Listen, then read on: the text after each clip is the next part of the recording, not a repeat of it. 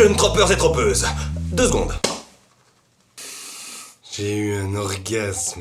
C'est officiel, on l'a perdu.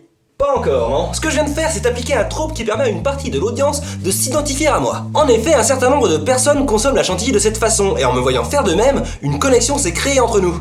Ces personnes se sont peut-être dit « Oh là là, il fait comme moi, on est trop pareil, on pourrait trop traîner ensemble et être super potes !» Non. Pour toucher plus de gens, j'aurais également pu vous raconter la fois où je suis tombé amoureux de quelqu'un qui a préféré qu'on reste amis. Dans les 2 cas, le principe est le même. Vous présentez un personnage dans un contexte familier pour une grande part de la démographie visée par votre histoire, et cela permet à votre audience de s'identifier à votre protagoniste. Vous créez un lien. C'est plus ou moins le mode opératoire des podcasteurs, parler de situations familières pour obtenir cette réaction du public. Mais c'est trop vrai ce qu'il dit, moi aussi je fais ça, on pourrait être super potes et aller au ciné ensemble prendre un verre, je sais pas.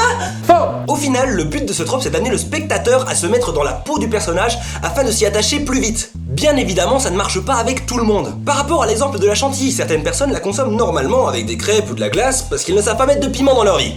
Il y a même des gens qui n'aiment pas la chantilly, ce qui n'est pas grave, il y a de la place en enfer pour tout le monde. Et pour le deuxième exemple, il y a peut-être des personnes qui n'ont jamais été victimes d'un « je préfère rester ami ». C'est bien évidemment le problème inhérent avec ce trope, on ne peut pas viser tout le monde. Chacun a une expérience de vie unique, sa propre personnalité. Alors comment contourner ce problème? Tout simplement en ne donnant aucune personnalité à votre héros. C'est une méthode très répandue dans le jeu vidéo. Shigeru Miyamoto a par exemple créé Link comme un personnage muet dans ce but, pour que le joueur projette en lui sa propre personnalité. Mais bon, Link reste un elfe blond aux yeux bleus, alors au niveau de l'identification physique, tout le monde n'y trouve pas son compte. Dans un jeu vidéo, pour pallier au souci de l'identification physique, on peut créer un générateur de personnages. Chaque joueur peut créer un avatar à son image.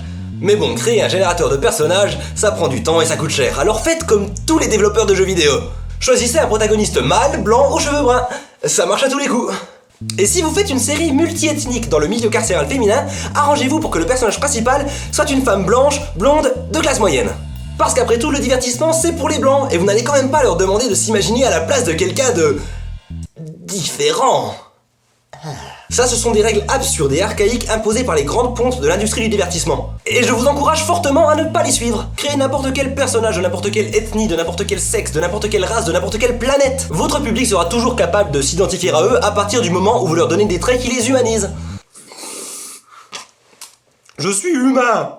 Ce sera tout pour aujourd'hui, merci de m'avoir suivi. J'espère que cette vidéo vous a plu. N'hésitez pas à vous abonner pour ne pas manquer les suivantes. Vous pouvez également aller sur ma chaîne pour regarder les précédentes. Vous pouvez aussi partager la vidéo pour m'aider à me faire connaître. Je vous retrouve la semaine prochaine. Troppeur de l'extrême, out!